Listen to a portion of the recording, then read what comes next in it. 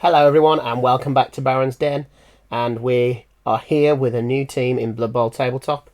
It's a nice place to be because the very first video I made was when the Gnome team was released.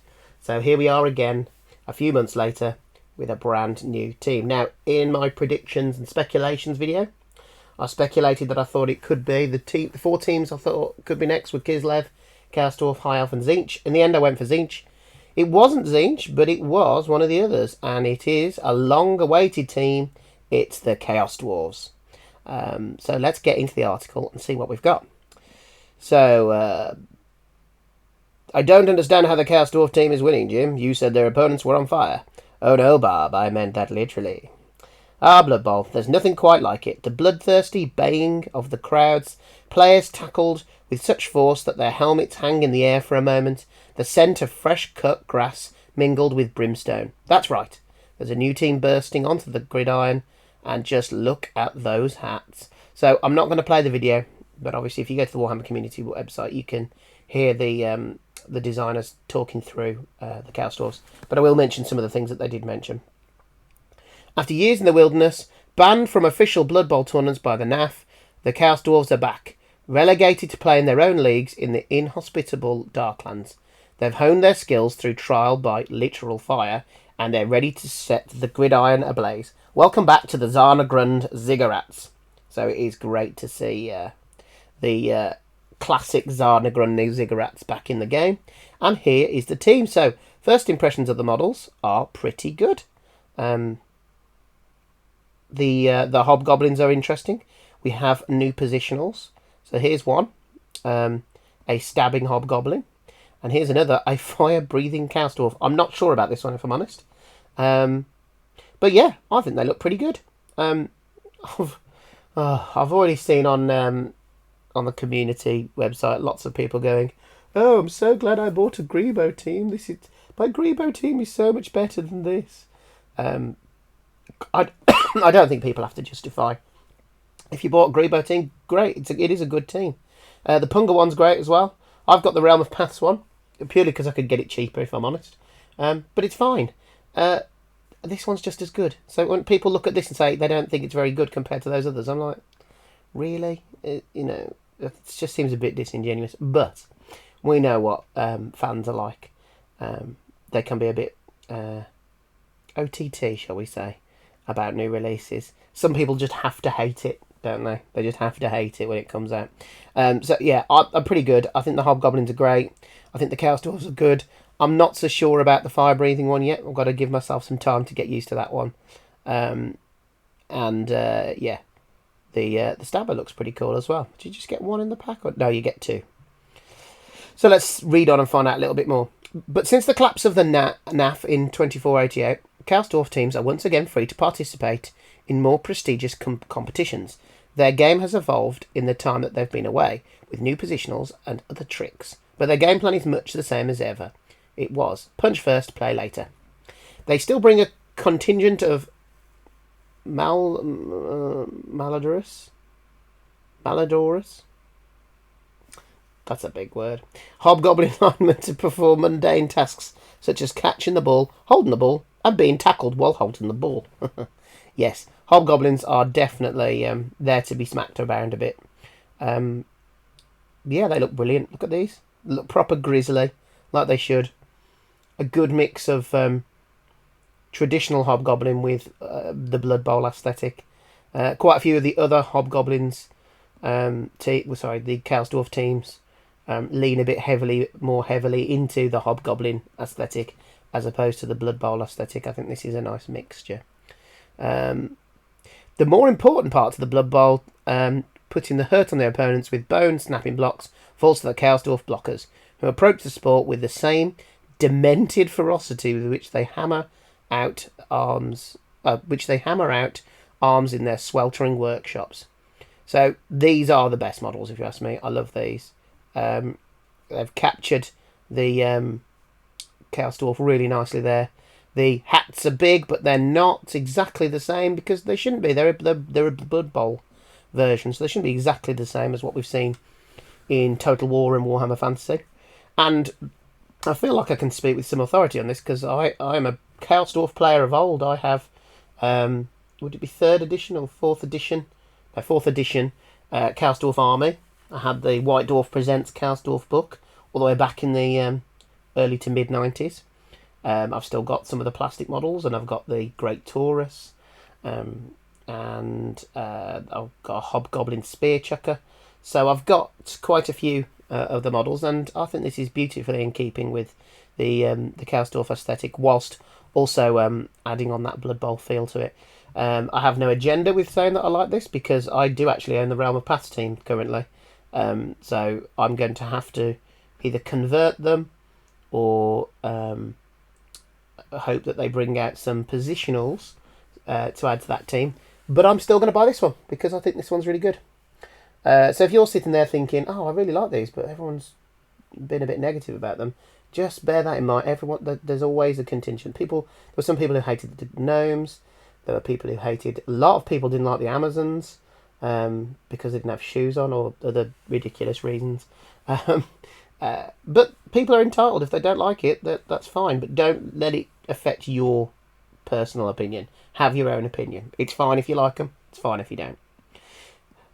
Despite their typically head-on approach to Blood Bowl, the Chaos Dwarfs now add a little magical spice in with their flamesmiths. These crackling pyromaniacs have trained under the maddest and most powerful of sorcerers, and literally now breathe fire at their opponents. What better way to prevent a touchdown than setting the ball carrier ablaze? Now, this is where I'm not sure, if I'm honest. First of all, I'm not quite sure on the look of the model. I don't know if it's because we can't quite see, so he's kind of like looking up in the air at the moment. So I'm not sure on the look of the model. And also, of all the ideas I thought they could have for positionals, a fire-breathing Chaos Dwarf wasn't top of my list.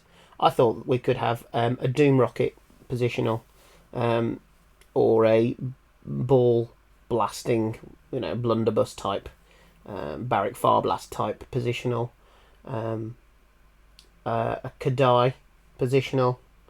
Maybe that would have been a bit too strong. I just thought there were lots of avenues they could go through. So this one is a bit out of left field for me.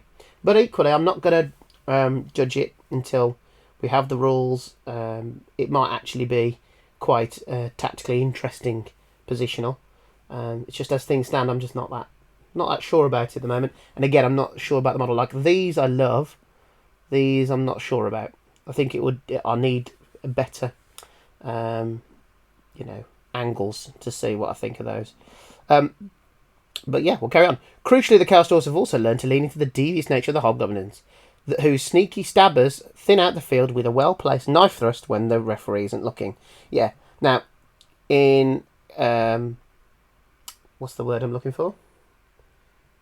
Basically, opposite to this situation, this was very much expected. I think a lot of Blood Bowl players were expecting the Chaos Dwarfs to get Hobgoblin positionals that were either going to be sneaky gitting or stabbing. And we've got stabbing. I think I'd have preferred a sneaky git positional. But stabs is still interesting. The only trouble is, again, very much like a lot of the other assassins and stabbers, is that you don't really want these guys getting punched too much because they're not going to be able to handle it.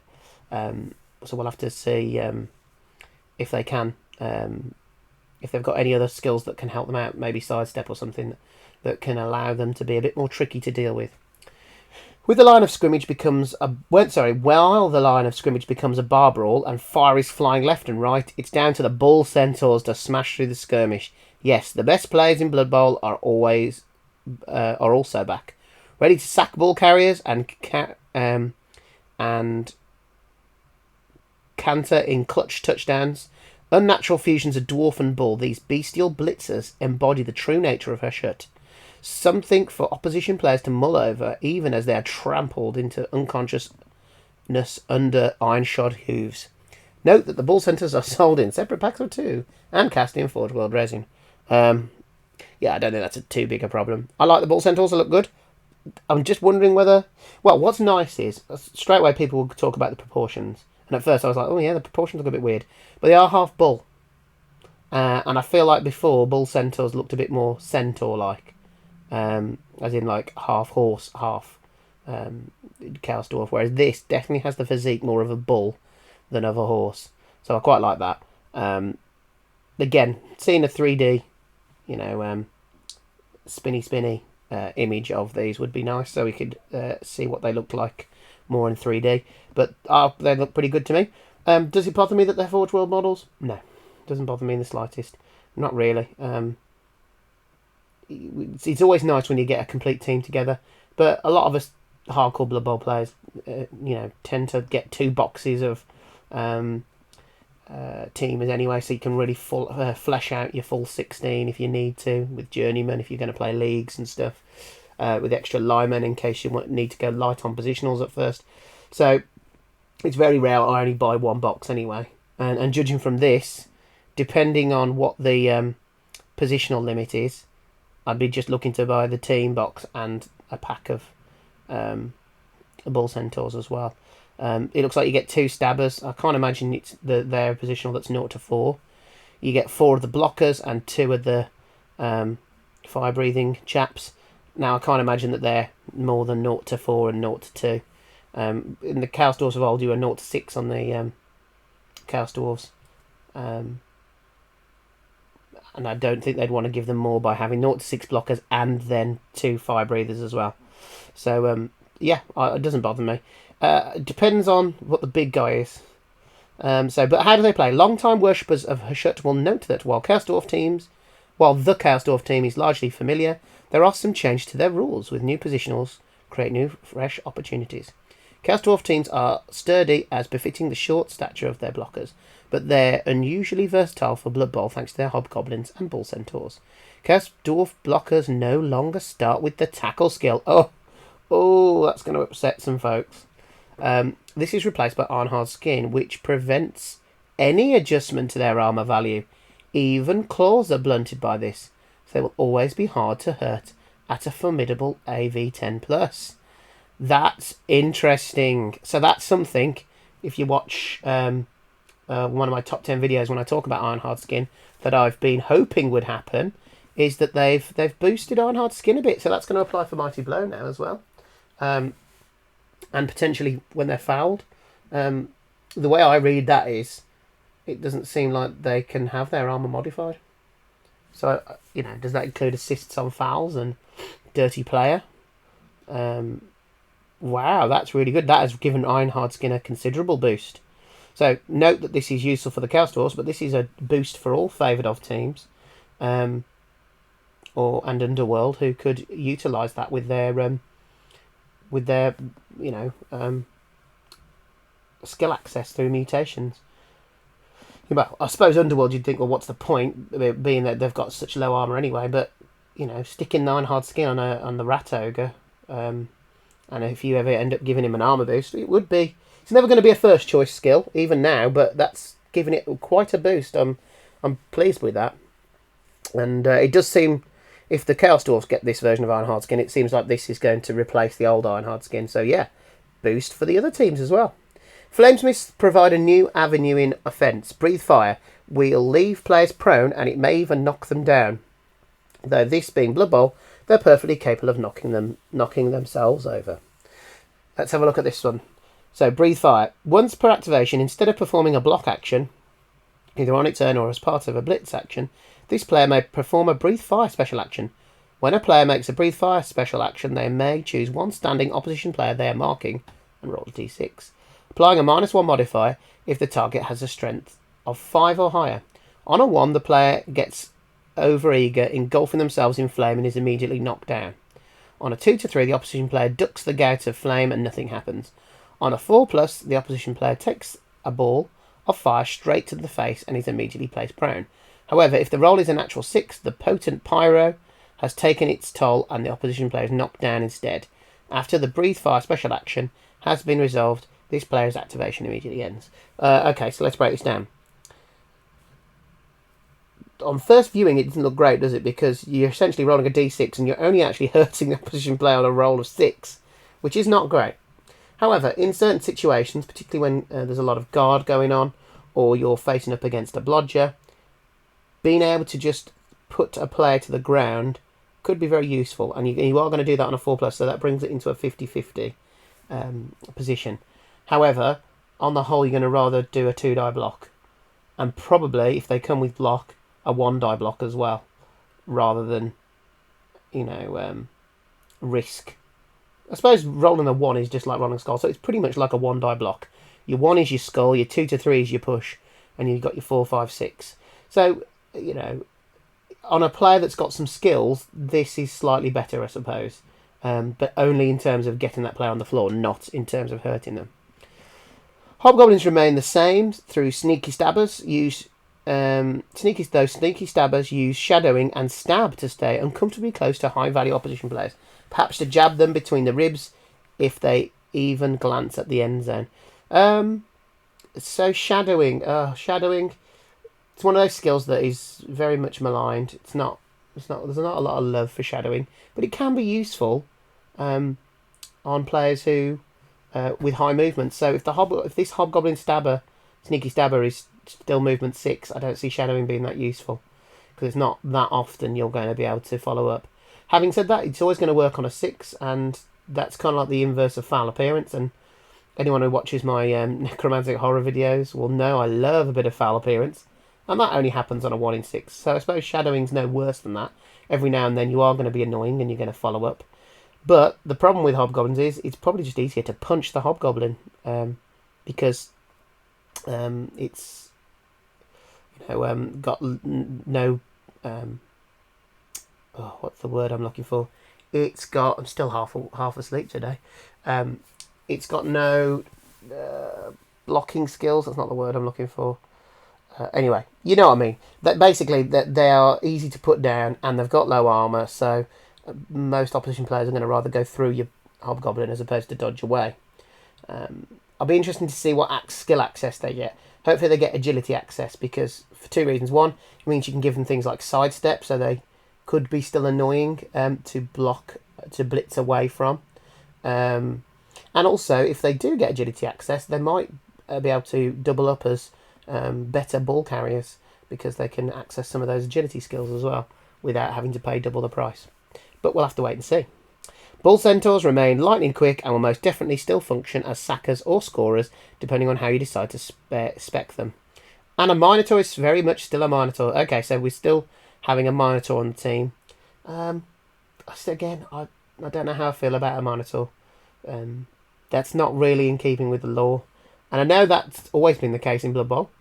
And Blood Bowl is a different universe to Warhammer Fantasy, but just kind of felt like they had an opportunity to replace the Minotaur. We've already got Minotaurs in the Chaos teams. And the Minotaurs are Chaos Beasts. They're in the Beastmen roster. They've been in the Hordes of Chaos rosters in the past. They are Chaos. And I know Chaos Dwarfs are Chaos. And I know their motif is horns and bulls and things like that. But actually, that's more in reference to their god. They don't run Minotaurs in their armies. But they do have other big guys, because they have Kadai characters, which are these like fire elemental creatures. They also have Iron Demons, so they could have had their own version of the Death Roller. They've got the Skullcracker, Iron Demon. They've got a few Death Roller type war machines that would have been interesting and a bit different. So, don't know how I feel about the Minotaur. What is going to be interesting to see if it's still the Team of Legend version of the Minotaur that comes with Animal Savagery, or whether it's going to come with Unchanneled Fury. Because if it comes with Animal Savagery, because it's an enslaved Minotaur, that's going to be really good, because your Chaos Dwarfs can't have their armour modified now. So you can happily mighty blow a Chaos Dwarf to the floor to get your Minotaur to do what it wants. Minotaur? Yeah, Minotaur. Right, let's have a look at the spikes, see if we can glean any little tips, any little hints. Maniacal Megalomaniacs. Chaos Dwarf teams take to the gridiron to prove that they are the undisputed overlords of the sport. Villainous VIPs. Legendary Dwarf Chaos Dwarf star players shoot, slash and stomp their way to the spotlight. Issue 18. Even more official content for the game of fantasy football. Okay, so this here, I can pretty much guess who we're getting now. Shoot, slash and stomp. So shoot will be Zarg Mad-Eye, who is a blunderbuss wielding maniac. Slash, it will be some what's-his-face backstabber, the Hobgoblin. And stomp, surely my favourite Chaos Dwarf star player, Thark the Unstoppable. I'll be very disappointed if Thark doesn't make it in. As for the other two, not as keen, but I'm not against them by any means. They might decide to go with somebody new, but to me that reads like it's those three.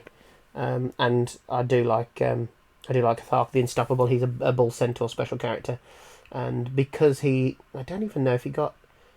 I don't think he got a glow up in 2016, so it's going to be.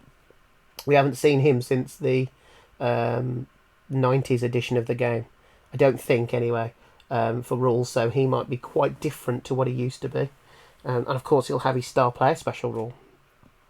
This isn't the last we'll hear from these Chaos Dwarfs and their belligerent bovine adjacent blitzers. So check back on Warhammer Community for the latest Blood Bowl news.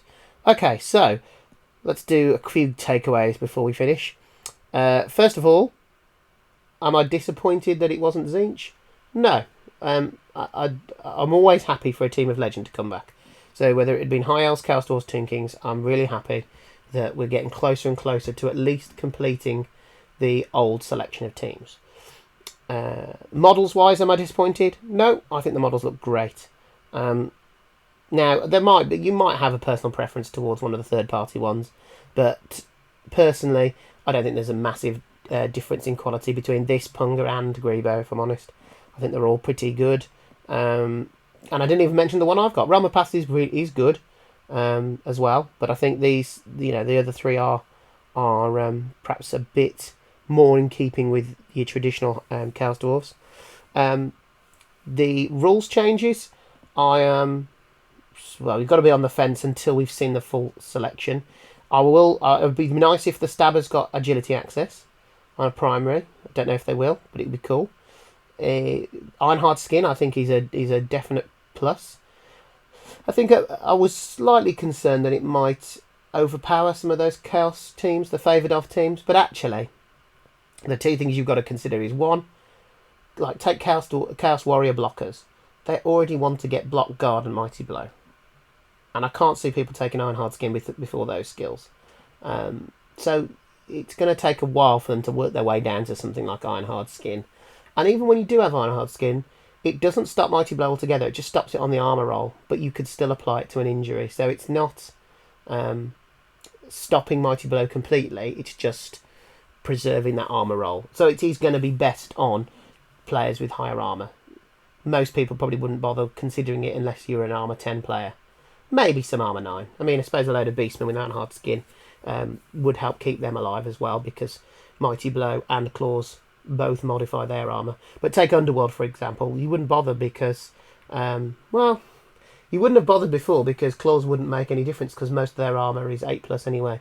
But I suppose, it stops Mighty Blow bringing those armour rolls down more. What will be interesting to see if it's confirmed whether it affects fouling and the modifiers you get to fouling. The way I read that then is it affects all modifiers on your armour rolls, but it might have a bit of an asterisk to say that doesn't include fouling, because that's not within the block, is it, or the blitz? So we'll have to wait and see on that one.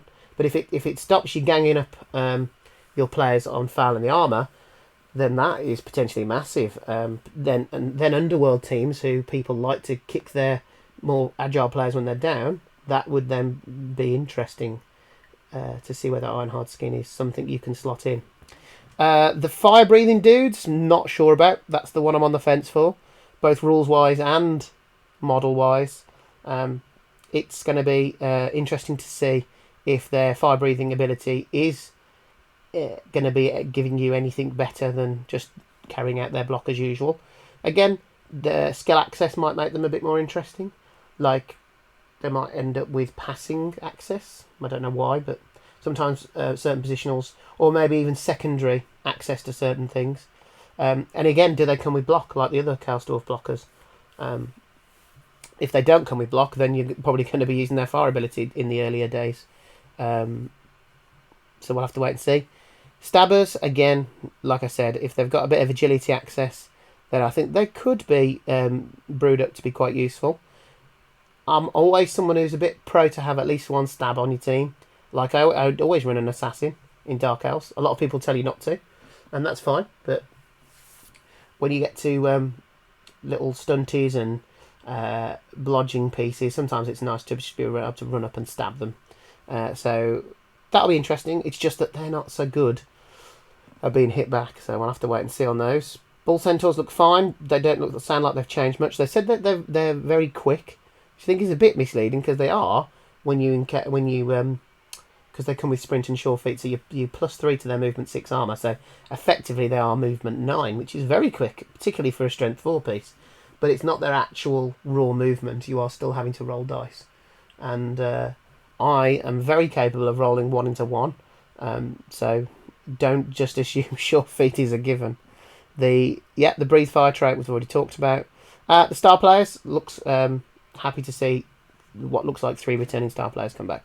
So on the whole, this looks very exciting, and we await some more news as to see whether what skills, what costs, what positionals, numbers you can take, what the Minotaur's going to look like. There's still a lot of information that we need to digest.